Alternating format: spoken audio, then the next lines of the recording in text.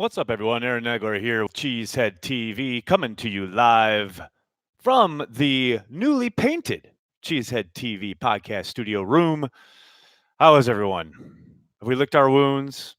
We gotten over it? I tend to usually take 24 hours, so I'm not quite there yet, but certainly not in the doom space I was in last night at 2 a.m. as I rode a train back to my apartment alone, feeling dejected in life. But now I feel better. Had a day. Watch the tape again because, man, what else I got to do with my life? Hello to everyone in the chat. Good to see you all. Not sure if I want to talk about this. Dan, I feel you, buddy. I feel you. Hello to everybody. Thanks for joining me. So what exactly do the Packers still see in Geronimo? He has done nothing this season. Zach, I'm with you, man. After last night's performance in particular, it's, for me, well past time to move Jake Kumaro up the ladder on the depth chart permanently. I understand why they keep putting faith in him. They have seen him produce in practice. That's always what we hear. You saw it throughout camp. You saw it, a bit in the preseason. But we're 11 games in now, and he's had more than enough opportunity to show what he can do and or improve on a pretty stale showing coming out of the gate, and it just hasn't happened. He looked very good at the beginning of last year, but that was a long time ago. I think their faith in him at this point is misplaced. Michael, thank you for the super chat. Did Aaron Jones steal Matt LaFleur's parking spot? Perhaps we need some kind of explanation for the refusal to feature Aaron Jones in any meaningful way. As I've said all season long, I understand wanting to keep Jones fresh. I understand enjoying the 1-2 punch. But if ever there was an occasion for featuring Aaron Jones, it was against the best defense you've gone up against all season long. Probably the best defense you're going to face all year. Get the ball in that guy's hands. Get him on the field more. And they came out of the gate in the second part of the season, at least initially, doing everything they did prior to the bye week. And all the adjustments, all the self-scouting, whatever they were working on, it was not evident last night. Where was Lazard? He was on a sweet end around. But other than that, Rodgers did target him a couple times. He just didn't connect. Does Meninga deserve a chance to right the ship, or does he need to be thrown overboard with concrete shoes after being knocked out? It's are they performing poorly? Yes. But yes, of course he deserves, quote unquote, the opportunity to right the ship. He hasn't been given a whole lot to work with. Let's put that out there right now. But yeah, the performance has not been great in any aspect over the last couple weeks, especially in the return game when it comes to punts. But yeah, he deserves to at least see out the season. You can't just keep firing guys willy-nilly. I love Rodgers, but was frustrated last night. I know there were drops, but take chances, SMH. Way too safe. And why no up-tempo down 20? The up-tempo thing, I'm with you. That was frustrating to watch. But as far as take chances, that is the worst defense to do that against. That entire defense is about playing 3 deep, 4 underneath, rushing 4. Taking chances is a recipe for disaster. It is the old Legion of Boom playbook. That is what they run, and they run it to a T. And trying to press and trying to make things happen against it is a surefire recipe for disaster. He took his shots when they presented themselves. MVS has to do a much better job of trying to tap his toes and get that ball in the end zone, because that is a sweet throw from Rodgers. There are a number of wide receivers that he's played with over the years that produce that as a TD rather than just basically running out of bounds with it. But yeah, for the most part, I thought Rodgers did what he could against a very good defense. Now, you want to talk about the player, that's Aaron Rodgers, versus the plan, that's Matt LaFleur. Matt LaFleur was absolutely outclassed last night. And to his credit, we just heard from him at the podium. He absolutely took ownership of the fact that they were out-schemed and out-coached in every facet of that game. Coming into the game, I thought for sure they were going to lean on the running game to a fault, run at these pass rushers, even if it meant a couple 3-and-outs, even if it meant that they were going to be banging their head against the wall. They would at least be uh, getting some kind of semblance of firing off the ball, being physical, and trying to run them out of that coverage I was just talking about. But by dropping Aaron Rodgers back as many times as they did, over 30 times, running out there in 11 personnel, 3 wide receivers, etc., they played right into San Francisco's hands. And coming out of a bye week, 2 weeks to prepare, that was a bit shocking to me. Marcho Gilbert, thank you so much for the super chat. When is Mike going to let boy loose and play man? Ooh, that's a good question. They do play man somewhat, but you can't just play strictly man majority of the time, or opposing offenses are going to be able to scheme up against it. Obviously, Kyle Shanahan did that regardless of what they were playing last night. I do tend to agree with you. I would like to see a little bit more man, especially in the sense of allowing these corners to get up and play physical. There was so much kind of, cushion given to the wide receivers at times by the secondary. It drives me insane. Jake, thank you for the super chat. Seems like Savage is playing more at the line and not back in coverage to use his speed. He should have been on Kittle, in my opinion. Well, again, you can't just say, okay, put him on him. Otherwise, they're going to know that's coming every single play, and they're going to scheme up and adjust and take advantage of it. Now, Shanahan absolutely took advantage of them with the design of that corner post to Kittle. That was against quarters coverage. The middle of the field is wide open because the safety cuts the crosser, which he is supposed to do in that coverage. He sees the crosser coming over, but Kyle knows that's the tendency. So he counts on that guy vacating. They have the back leaking out, which brought Jair up. Jair bites up even just a little bit, leaving that back end wide open. And you see Kevin King trailing, and yes, that is his coverage, but he should have help in the middle of the field, and it was completely vacant because of a great design and a really well-timed play call. And that's why, and I said this on Twitter, people screaming for Kevin King's head after that play, could he have had slightly better coverage? Yeah, 100%.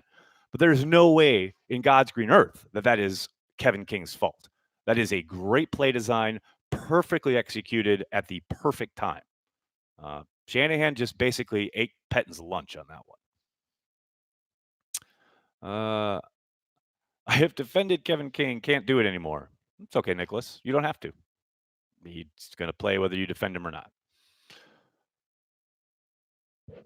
What I got out of this game is please don't get the bye. I hear you, Ryan. We talked about it last night on the watch party. I'm always of two minds. You like the bye because it gives you guys time, rest, get healthy, etc. But more and more, especially in the modern NFL, it sure seems like that extra week and playing at home means a lot less than it used to. Can't go 13-3 without losing 3. Dustin, I'm here for it, buddy. I like what you're laying down. I'm picking it up. I didn't realize there were so many Pettin detractors. What do you think? Should the Pack move on? No, they shouldn't move on. He's been in town for a year and a half. People just want to fire everybody all the time. No, they should not move on. Aaron Jones needs to be featured. Yes. Any word on Bulaga? Nick LaFleur was asked about it. He wouldn't comment on it, but the reports are that he has an MCL injury. He most certainly will not play this week, at least, if not maybe a few more weeks. He should most likely be available by the time they play the Vikings, which is probably obviously the most important game remaining on the schedule. I would think LaFleur was asked about the possibility of Alex Light, starting at right tackle. He did say they had some other thoughts that they were exploring.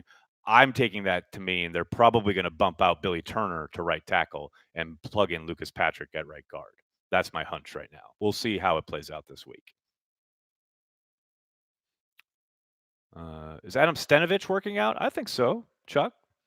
Prior to this game, you're looking at all the headlines are about how well the offense is playing and the run game's working, blah, blah, blah. They went up against the best defensive front in football last night, at their place. And, they just got manhandled, but that's not on the offensive line, coach. I think he's done a really good job, especially if we want to look at Elton Jenkins. You got a rookie playing out of his mind. Got to give him some credit for that, right?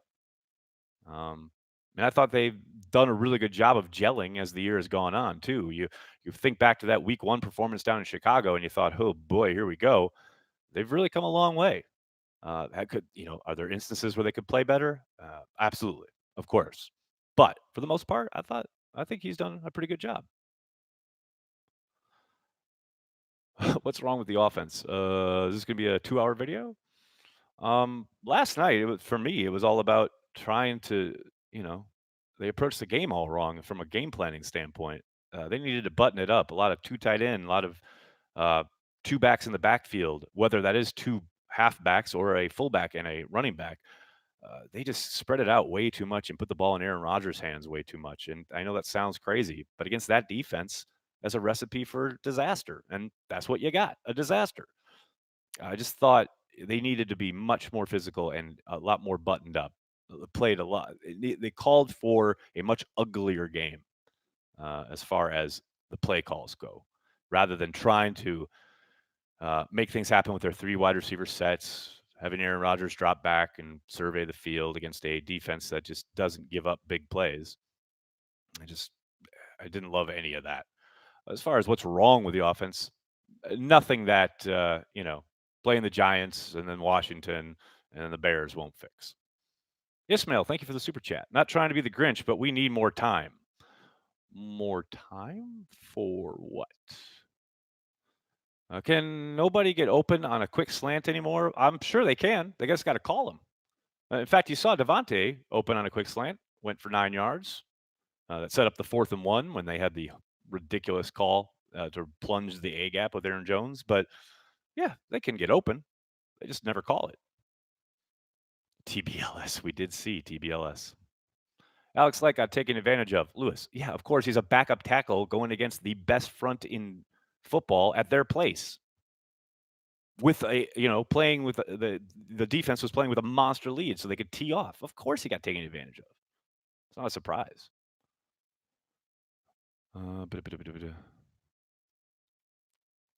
Play clock is still going to zero way too much. Could not agree more. And that's a Rodgers thing. They can preach tempo all they want. They can preach about the need to get guys on and off the field in their sub packages, whatever. But man, Rodgers has got to hurry it the up. That is all, Aaron. Was the 4th and 1 play not the same one from the Carolina game? Similar, not the exact same though. Last night they ran out of shotgun. The Carolina one, Rodgers was under center. And also, that was a zone play against Carolina. This was much more of a quick hitter. Jake, thanks for the super chat. Thanks. Fallen Jedi Order, play it. That's the comment. Thanks, buddy. I will. MVS still mostly invisible, and it's week 11. Thoughts? He's a second-year player. He's learning how to play in the National Football League. Late-round pick who has explosive ability, has really been up and down. Could have had a huge play last night. Couldn't get his feet in. Still learning. I'm not ready to give up on him, though. Unless, you wanted to give up on Devontae Adams, and then go ahead, give up on MVS too. We'll see how it goes. Not enough run. Timothy, smartest comment of the night. Yes, not enough run. Needed way, way bigger commitment to the run game last night.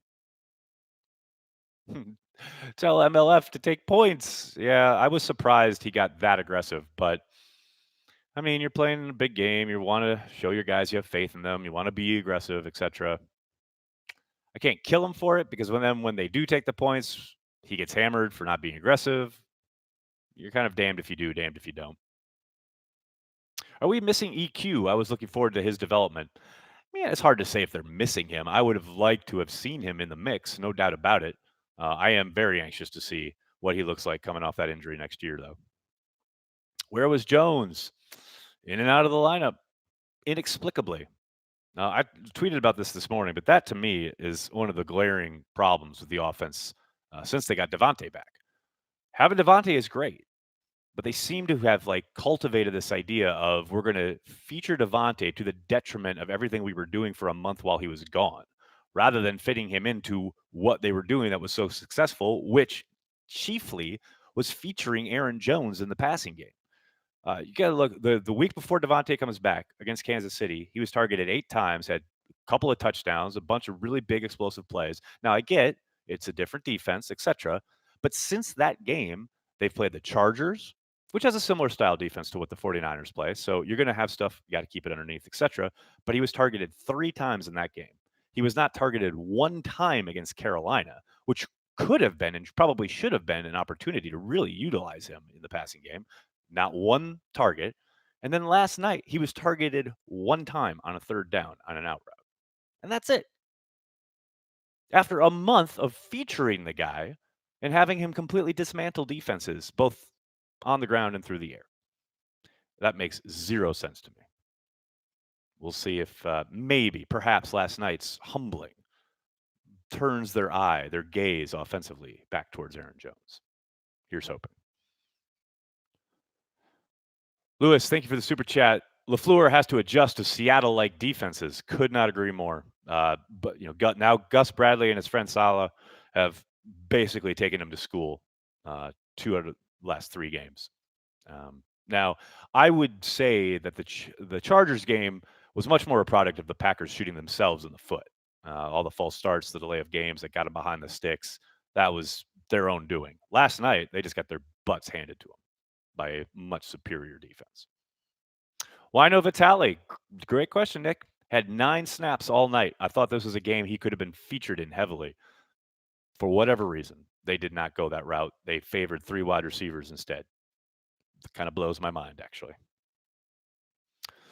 Why couldn't Blake Martinez cover Kittle? LOL. Well, there's no one who can really cover Kittle in the NFL. So I'm not really going to put it all on one guy on the Packers defense. Are we a paper tiger? No. Next, can you give LaFleur some pointers? No.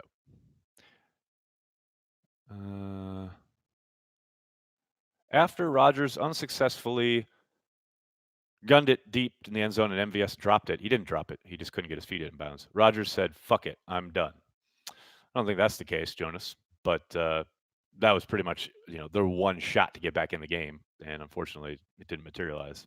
We need more Mercedes Lewis. One of the funniest parts of that whole game last night was Mercedes Lewis catching that tight end screen, getting tackled, having the face mask happen, and then literally calling for the face mask as he's falling to the ground, being tackled. That was hilarious. I think LaFleur tries to outsmart himself at times. Uncultured, I wouldn't say he tries to, but does he? It's possible. The evidence would suggest as much. Sometimes there's some blazingly obvious things that, would make you think, okay, this is obviously what they need to do. And he, for whatever reason, now maybe it's him, maybe it's the quarterback, maybe it's that trio of guys they have working on the offense of LaFleur, Hackett, and Getsy. Maybe they all kind of outsmart themselves a little bit. I think that might be what happened coming into this game, having 2 weeks to prepare for it. Maybe they overthought it a little bit. J.K. Scott is a weapon of self-destruction. Wow. Well played, Mike. I mean, no doubt about it. He had a rough game last night. 6 punts. I think the longest was 41. I think the average was in the 30s. Not great. We need to win a few, and if the Vikings get pounded a few times, we should still have a shot at winning the division. They absolutely have a shot at winning the division. They're a half game up right now. No question they have a shot at winning the division. It's all going to come down to that game in Minnesota. Fat Thor, thanks for the super chat, buddy. One concern about the Giants, Saquon Barkley. That's all I got. Teddy, nothing is fucked here, dude. Nothing is fucked. Could not agree more. Oh my gosh. Get the ball into 33's hands in space, let him get going, then look to Tay. Anthony, I would tend to agree. I'm surprised that has not been the case. The offense needs to flow through Aaron Jones, and the timeshare with Jamal Williams needs to stop. I love Jamal. I think there is a place for him in the offense, but this complete kind of almost clockwork precision of, okay, it's your drive now, it's your drive now, it's your drive. That has got to stop. I keep waiting to see RD play physical like the 49ers last night. It was amazing. Well, you also have to remember they've been stockpiling top 10 picks for years. I mean, it helps in regards to having awesome physical play up front. The Packers, they hung in there on defense up until the last kind of 3 minutes of the first half. Would have been nice to get some support from the offense at that point, but they got after the quarterback. I think they had 3 sacks, 3 knockdowns. they put the quarterback under duress. They got the ball back a couple times. Offense just couldn't do anything with it. But I agree with you. I would like to see a more physical slash aggressive style on the defensive side of the ball. That just doesn't seem to be their MO. There has to be a reason to limit Jones's snaps. Mike McCarthy did it too. Well, the reason is he hasn't been able to stay healthy for 16 games yet in his NFL career. And that's what I've been saying all year. I understand it up till like this point in the season, coming out of the bye week. You want to make your playoff push. Now is the time to feature him, especially in the sense that the offense is so much better when he's on the field and when it's flowing through him. You've gotten here, you're on the precipice. Don't screw it up. Don't overthink it. Get the ball to Aaron Jones. But yes, that is the reason that the main reason that both McCarthy and LaFleur have utilized both backs in the backfield because Aaron Jones hasn't been able to stay healthy. Hell, coming into last year, he'd been hurt 3 times in like 16 months or something. So from that aspect, I understand. But now it's late November, about to be December, time for a playoff push. Use your best ball players. One of them is Aaron Jones. This game was a complete embarrassment. The whole coaching staff should take a good hard look. Darren, you know who agrees with you? Matt LaFleur. That's how he started his press conference. He absolute 100% took accountability, which is nice to see. I'm going to say it, keep saying it. Raven Green was the guy until he went down. People bypassing his play. No, I very much agree. He was the glue kind of that held the back end together, and they've been kind of juggling since he went down. I thought Ibrahim Campbell did some nice stuff last night. I was surprised to see Josh Jackson active, though he did not play. And Shannon Sullivan did some nice things, but for the most part, I agree. Raven was the glue, and losing him really hurt them, especially in light of how much sub they play. Justin, thank you for the super chat. Isn't that you got two that's in there? Isn't that we haven't seen a consistently great Aaron Rodgers for a while now alarming? If he can't rediscover it, we can't go as far as we hope. I very much disagree with that sentiment, Justin. It's not alarming. He's older. He's not the Aaron Rodgers that he was. And I understand that Tom Brady's playing until he's 40, Drew Brees is older, etc. They play a very different style, and Aaron Rodgers is having to adjust to a new offense with a new play caller with very, very different personnel, and he doesn't have the same tools as he once did. That said, they can absolutely go where they want to go. He can absolutely lead them. The same way John Elway did it at the end of his career, he can get them to a Super Bowl at quarterback. They just have to get him more support by, getting the ball in playmakers' hands, namely running the offense through Aaron Jones rather than Aaron Rodgers. Why is Geronimo still getting consistent snaps? Well, we talked about it earlier in the video. I have no idea. I'm with everyone who says it's time for Jake Kumaro to take over that spot.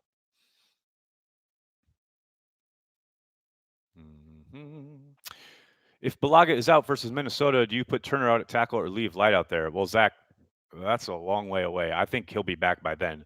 But I do think the plan heading into the Giants game will be to kick out Turner to tackle and then play Lucas Patrick at guard.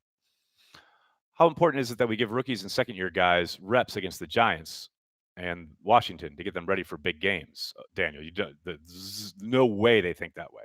No chance. You and I have the luxury of thinking that way, but they have to play the Giants here in New York, and they have to win. It's as simple as that. The rest of it, forget all that. It's not about getting guys reps. This ain't the preseason. Every one of these games is a huge game. Every single one of them, especially with the NFC so jammed up at the top. The Packers and the Vikings both have 8-3 records. The only reason the Packers are considered in first place is because they have the head-to-head win over the Vikings. They can't afford to drop a game. So you're not going out there going, oh, we need to give some young guys some reps for those big games down the stretch. No. These are the big games. Essentially, it's not quite, but essentially the playoffs, kind of the mini playoffs, start right now. Think of it that way. I'll take one or two more here, everybody. Why can Brady still play so well, but Rodgers is already starting to suck? I would need several beverages and a long conversation to answer that. Lewis, thank you for the super chat. LaFleur needs to find a way to generate more rushing production against defensive lines that set hard edges to take away outside zone. Need more inside zone power mixed in. I agree on the power. They've actually run a ton of inside zone this year. What's killing me is the zone calls. The zone calls against in short yardage situations. That's killing me. Just let the guys fire off. Do some angle blocking. Do some power. Just stop with the zone. And I understand that's what they're suited for. Those guys are best suited for a zone scheme. But every once in a while, let them just plow through a guy. I don't know. That's just old school. And I know I'm a dinosaur in that regard. All right, everybody, I'm going to have to jump. Thank you so much for all the questions. I'm sorry if I couldn't get to yours. 327 fine human beings checking out the chat this afternoon. I can't thank you guys enough. Please hit like, hit subscribe, tell your friends, tell your family. Cheesehead TV, we're devoted to Green Bay Packers fans worldwide. And if you like what we do, the videos, the content, the social, please consider giving us $5 a month at our Patreon, patreon.com/cheeseheadtv. I can't thank you guys enough. Talk to you tomorrow. Go Pack Go.